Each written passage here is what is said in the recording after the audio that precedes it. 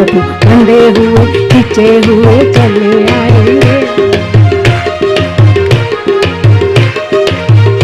दूर हो जाएंगी तेरी मजबूरियां, दूर हो जाएंगी तेरी मजबूरियां, जरा हृदय से प्यारे बुला कर तो देख। भगवान बंधे हुए खिंचे हुए चले आएंगे। कृष्ण राम जन्म होने वाला है, उन्हें बुलाना है तो जोरदार तालियों से उनका स्वागत करो, तभी आएंगे श्री राम। सेवा कथा रस्म हो नितराम पिबत्वम।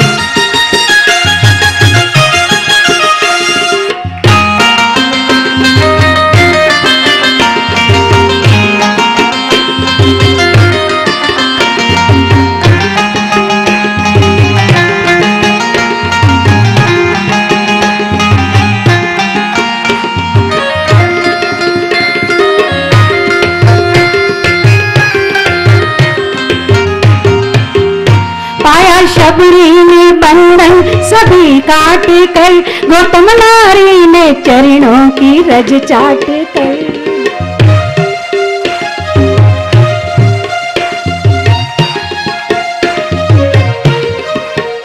पाया शबरी ने बंधन सभी काट कर, गौतम नारी ने चरणों की रज चाट कर। पाया को भुजान में चंदन लगा कर उसे, पाया को भुजान चंदन लगा कर उसे, चाहे जिस भाव से तू बुला कर तो देख। प्रभु बंधे हुए खिंचे हुए चले आए, प्रभु बंधे हुए।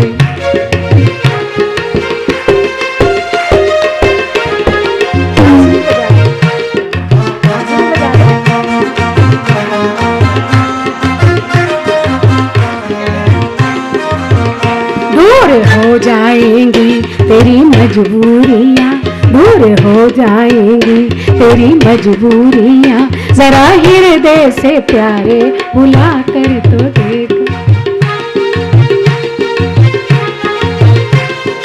जरा जोर से ताली बजाइए, बुलाइए, प्रभु से प्रार्थना कीजिए शबरी की तरह हमारे हृदय में भी आए, कुब्जा की तरह हमारा भी मनरूपी चंदन स्वीकार करें, केवट की तरह हमें भी अपने चरण प्रक्षालन करने का अवसर प्रदान करें। यहाँ सिर्फ महिलाओं को उल्लास हो रहा है श्री राम के आगमन का।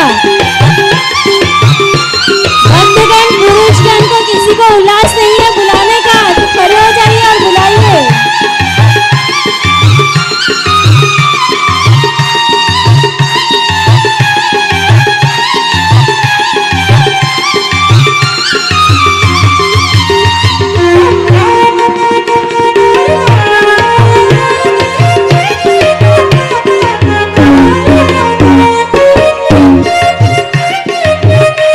क्या करना है?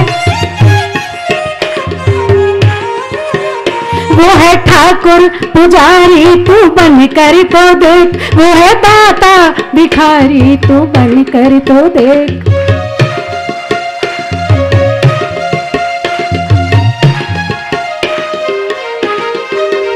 वो है ठाकुर पुजारी तू बन कर तो देख, वो है दाता भिखारी तू बन कर तो देख। उसके दर से कोई खाली लोटा नहीं, उसके दर से कोई खाली लोटा नहीं, निर्बल हृदय में उसको बसा कर तो देख।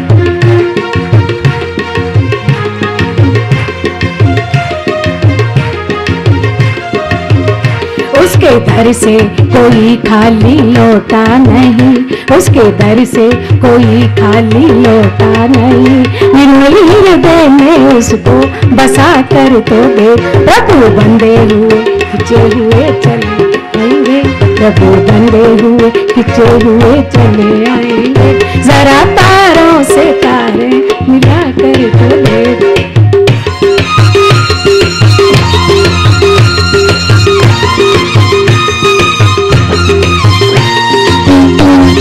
दीजिए प्रभु को कि हम सदा उठे हुए हैं, सब भक्तिदा।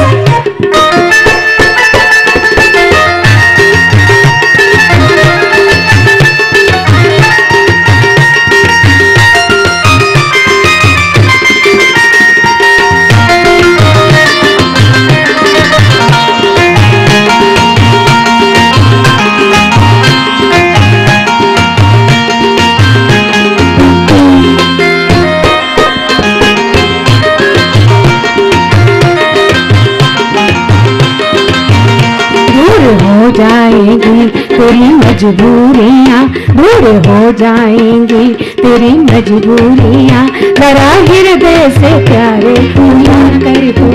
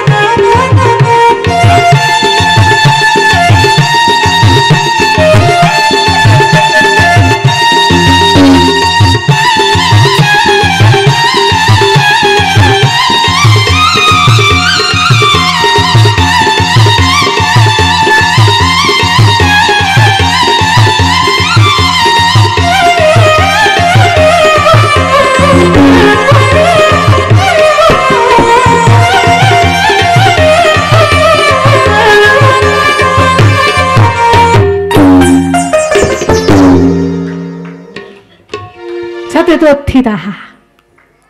अच्छा है, सूरत वाले तो सब उठे ही हुए हैं,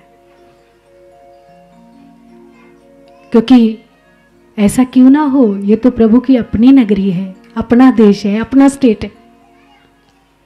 सतत हम आपसे बताने जा रहे थे कि भगवान ने बार बार सतत शब्द का उच्चारण किया भगवती गीता में, क्योंकि ये गीत है और ये सतत गुनगुनाना है, नहीं तो ताल भंग हो जाएगी, सतत नहीं हुए। और एक और बात, प्रश्न किया, बोले हम सतत हो जाएं तो आप क्या करोगे? भगवान ने कहा कि बता दो, बता दे। 700 श्लोकों में एक बार प्रॉमिस किया, वादा किया, बोले मैं तुमसे वादा करता हूं कि तुम सतत हो जाओ। केवल एक बार शब्द आया, एक पुनरावृत्ति है उस गीत में बार बार, लेकिन एक शब्द केवल एक बार आया, तस्य अहम सुलभ पार्थ नित्य युक्तस्य योगिना। नित्य युक्त वो योगी ही है जो सतत है। एक सीधी सी बात कि आप सतत हो जाए, जीव सतत हो जाए तो परमात्मा सुलभ हो गया। तुम सतत हो जाओ, मैं सुलभ हो जाऊंगा, कितना अच्छा नाता है ना। तुम सतत हो जाओ, मैं सुलभ हो गए। ममई वाशो जीव लोके, मैंने स्वीकार कर लिया कि तुम मेरे अंश हो, अब तुम भी स्वीकार कर लो कि हम आपके वंश हैं। ये नकली लेवल कब तक लगाते रहोगे? आप कहोगे ये क्या कह रहे हैं आप? हम ये कहते हैं कि मैं अमुक का अंश हूं, अमुक का पुत्र हूं, परमात्मा ये कहता है कि बिल्कुल नहीं, ममई वाशो, तुम सब मेरे अंश हो। तुम सोचो कि मैं अमुक वंश से हूं, अमुक वंश से हूं, अमुक वंश से हूं, अमुक वंश से हूं। परमात्मा ये कहता है कि नहीं, स्वीकार करना होगा तुम्हें, तुम मेरे अंश हो और मैं तुम्हारा अंश ही हूं। मैंने स्वीकार कर लिया, ममई वाशो, तुम मेरे हो, मेरे अंश हो, तो तुम भी स्वीकार कर लो ना भाई कि हम तेरे ही वंश हैं। विष्णु सहस्त्र नाम का जब हम पाठ करते हैं तो एक पंक्ति हमें बहुत आनंद देती है, बहुत आनंद देती है। पवित्राणाम पवित्रम यो मंगलानाम च मंगलम। बड़ा आनंद आएगा जो नित्य पाठ करते हैं ना विष्णु सहस्त्र नाम का। पवित्राणाम पवित्रम यो मंगलानाम च मंगलम दैवतम देवतानाम भूतानाम यो अव्यय पिता।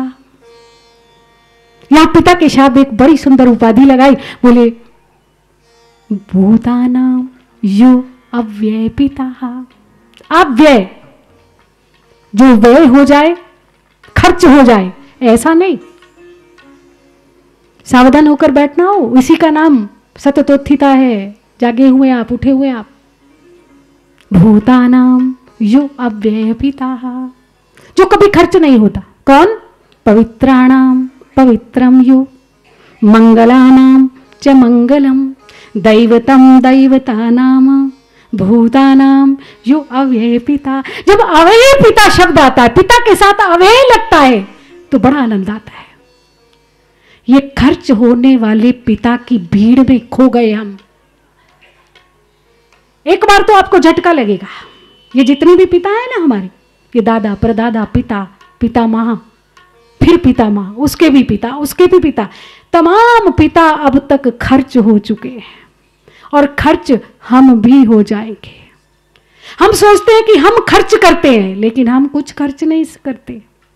समय भी हमें खर्च करता है, पैसा भी हमें खर्च करता है, रोग भी हमें खर्च करता है, योग भी हमें खर्च करता है। हम खर्च हो जाते हैं। कई पिता खर्च हो गए, लेकिन ये कैसा पिता है?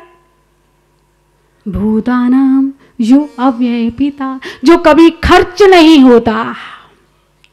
आदि सच जुगाद सच, है भी सच, नानक होसी भी सच। पंजाबी में पढ़ते हैं, बोले था भी सत्य, है भी सत्य और रहेगा भी। त्रिकालावादित्यम सत्यत्वम, वहीं आ जाती है बात। सच्चिदानंद रूपाय विश्वोत्पत्त्या आदि हेतवे, विश्वोत्पत्त्या आदि हेतवे। एक पुत्र पैदा किया, 2 पुत्र पैदा किए, 3 पुत्र पैदा किए, खर्च हो गए। हो गए ना? एक पुत्र को सेट करते करते आप अपसेट हो गए, है ना? करते हैं ना? घर में टीवी सेट भी है, सोफा सेट भी है, टी सेट भी है, शिकंजी सेट भी है, लेकिन जो उसके घर में रह रहा है ना, वो स्वयं सेट नहीं है, क्योंकि खर्च होता जा रहा है। नहीं होना चाहता, फिर भी खर्च हो रहा है। लेकिन वो परम पिता परमात्मा अनादि निधनम, वो अनादि परमात्मा पता नहीं कितने ब्रह्मांड बना चुका है, कितनी सृष्टियां बना चुका है, कितने जीव पैदा कर चुका है, कितनी 84 लाख योनियां बना सका है, जिसके एक एक रोम में कोटि कोटि ब्रह्मांड बनते हैं, बिगड़ते हैं, नित्य पैदा करता है और नित्य ही संहार कर देता है। लेकिन वो परमात्मा आज भी वैसा का भूतानाम यो अव्यय पिता। और आप भी अगर ऐसा होना चाहते हैं ना कि कभी खर्च ना हो, तो परम पिता परमात्मा से जुड़े रहिए, सतत होते रहिए। और अगर आप सतत हो गए ना, तो आप सच मानिए आप कभी खर्च नहीं होंगे। नहीं तो तीसरी पीढ़ी में आप खर्च हो गए, खत्म। जब तीसरा दादा आएगा तो बालक ये कहेगा, दादाजी ये आपके दादाजी की तस्वीर पुरानी हो गई, अब मेरे दादाजी को यहां लगा दीजिए। तीसरी पीढ़ी में सब खर्च हो गया। किंतु अगर आप सतत हो गए, परमात्मा के साथ जुड़ गए और सतत आप उठे हुए हैं, उस अव्यय पिता के साथ जुड़े हुए हैं, तो आप कभी खर्च नहीं होंगे। अरबों वर्ष बीत गए, सतयुग से, द्वापर से, त्रेता से। प्रहलाद खर्च हुआ क्या? ध्रुव खर्च हुआ, अम्बरीश खर्च हुआ, नारद खर्च हुए, व्यास खर्च हुआ, शुक खर्च हुआ, और मीरा तो अभी कलिकाल में हुई, खर्च हुई। तुलसी खर्च हुए? नहीं हुए ना। कबीर खर्च हुए, वाल्मीकि खर्च हुए। आज भी 2 केतु है कि नहीं? क्यों है? क्योंकि वो सतत थे, सतत हैं और सतत रहेंगे, इसलिए उनको खर्च होने का कोई खतरा नहीं। वो ऐसे पिता के साथ जुड़े जो पिता कभी खर्च होने वाला ना। उनके साथ कभी भूत लगता है कि भूतपूर्व राष्ट्रपति, कि भूतपूर्व प्रधानमंत्री, ना ऐसा कोई कहता है कि भूतपूर्व भक्त, और ना कोई कहता है कि भूतपूर्व भगवान। ये खर्च होने वाली उपाधियां नहीं है, इसलिए उनसे जुड़िए। तभी बार बार कहा कि सततोत्थिता, बार बार निरंतर जुड़े रहिए, निरंतर जागते रहिए और मगन ध्यान रस दंड युग, उस रस में निरंतर डूबिए, निरंतर उस प्रवाह में जाइए। भगवान भोलेनाथ ने कहा कि मैं तो उस रस में डूबने के लिए आया हूं, थोड़ा सा एक बूंद लेने के लिए आया हूं, ताकि जिस रस की अनुभूति मैंने की है, जो आनंद मैंने लिया है, वो मैं बाहर वालों को भी बिठा सकूं, क्योंकि बाहर श्रोता मेरी प्रतीक्षा कर रहा है। कथा रूपी रस पिलाना है मुझे, तो पहले उस रस में मैं स्वयं आनंद ले लूं, स्वयं डूब लूं। जब बाहर निकले तो मां पार्वती परम प्रसन्न, बोले आज तो बड़ी जल्दी वापिस आ गए, आज तो बड़ी जल्दी वापिस आ गए। बोले हरि अनंत, हरि कथा अनंता, हरि की कथाएं अनंत है और समय हमारे पास बहुत कम होता है। उतने में हम कितना समेट पाते हैं, इसलिए उस समय को मैं बर्बाद करना नहीं चाहता। मैं चाहता हूं कि अधिक से अधिक रस, और सच बात तो यह है कि रचि महेश निज मानस राखा। मैंने रचना तो बहुत पहले कर ली इस कथा की, इस रस की, लेकिन कोई पीने वाला पात्र मुझे अब तक नहीं मिले। और आज जब मुझे पात्र मिला है तो मैं स्वयं भी जी भर के पीना चाहता हूं और तुम्हें भी जी भर के पिलाना चाहता हूं, क्योंकि पीने में इतना आनंद नहीं है जितना कि इस रस को पिलाने में आनंद है। जितना जितना पिलाते हैं, जितना जितना पिलाते हैं, उतना ही उतना इस रस का वर्धन होता है और अधिक आनंद आता है और अधिक छलकता है। और सच बात तो ये है कि ये जो कथा है ना, ये सारी छल कर ही है। जो ऋषि लोग, जो मुनि लोग ऑब्जर्व नहीं कर पाए, अपने अंदर समाहित नहीं कर पाए, भगवान शंकर छलक पड़े तो राम कथा बन गई, भगवान श्याम सुंदर छलक पड़े तो भगवत गीता बन गई, व्यास जी छलक पड़े तो श्रीमद् भागवत बन गई। जब जब जो छलका उसने संसार को एक ऐसा अद्वितीय, ऐसा मधुर अमृत दिया कि अगर किसी के पल्ले एक बूंद भी पड़ गई तो वो अजर हो गया, अमर हो गया और निश्चिंत हो गया। और सच बात तो यह कि राम रस रूपी बूंद अगर एक बार गलती से भी मिल जाए तो राम कहने का मजा जिसकी जुबां पर आ गया और मुक्त जीवन हो गया, चारों पदार्थ पा गया। और तब भगवान ने कथा सुनानी प्रारंभ की और कथा को नाम दिया या तो गंगा का और या मानसरोवर का। प्रसंग बहुत सारे बीच में याद आते हैं, बहुत सारी भीड़ लग जाती है, विचार करती हूँ क्या बोलूँ क्या ना बोलूँ, पर समय का अभाव होता है, बंधना पड़ता है परिधि में। उन शब्दों की भीड़ में जाना नहीं चाहती मैं। अभी सततोत्थता का ही अर्थ करने बैठे तो सालों बीत जाएंगे, इसलिए लौट चलते हैं उस रस में। भगवान भोलेनाथ ने उस कथा को नाम दिया गंगा। पूछे रघुपति कथा प्रसंगा, सकल लोक जग पावनी गंगा। उमा, ये तुमने कथा के विषय में नहीं, बल्कि राम के विषय में नहीं, सगुण और निर्गुण के प्रश्न के विषय में नहीं, बल्कि तुमने तो एक भागीरथ बनकर ऐसी गंगा का आवाहन किया है जो सृष्टि के समस्त लोगों की हर शंका का समाधान करेगा, अगर वो सावधान होकर कथा सुनेंगे तो। और तब उन्होंने सरोवर की और गंगा की उपमा दी। उमा को सावधान किया, गिरजा सुनाऊं राम के लीला। सावधान, मैं ये तुम्हें चरित्र नहीं सुना रहा हूं, धोखे में मत आ जाना। चरित्र, लीला और कथा, तीन शब्द और आए, स्वर्ण, स्मरण और कीर्तन। जिज्ञासु ने पूछा, बोले स्वर्ण किसका करना चाहिए? बोले स्वर्ण कीजिए कथा का। बोले कीर्तन किसका करना चाहिए? बोले ये चरित जिगामई, जब कीर्तन करना हो तो चरित्रों का करो।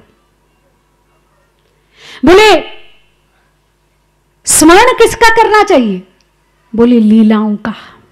तीनों जुड़ गए। स्मरण कीजिए परमात्मा की लीला का, गायन कीजिए परमात्मा के चरित्र का, और स्वर्ण कीजिए परमात्मा की कथा का। और सच मानिए ये तीनों अलग अलग नहीं है। जहां परमात्मा का यानी मानवीय चरित्र और भगवदीय लीला दोनों का समन्वय होता है, वहां कथा बनकर तैयार हो जाती है। कथा उसी का नाम है जहां मानवीय चरित्र हो और ईश्वरीय यानी भगवदीय लीला हो। लीला और चरित्र दोनों का संगम हो जाए और वो कथा बनकर हमारे आपके जीवन की व्यथा को शांत करती चली जाए, उसका नाम है रस।